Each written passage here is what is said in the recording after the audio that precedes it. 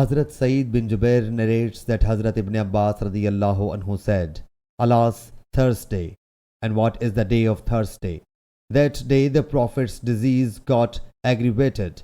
He sallallahu alaihi wasallam said, Bring me the writing material, as I may write a statement, so that you may not go astray after me. Some people had a tiff with one another, though an altercation was not befitting in the presence of the Prophet sallallahu alaihi wasallam.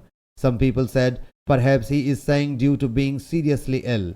So they again went to him and inquired about it, whereupon he sallallahu alaihi wasallam said, Leave it.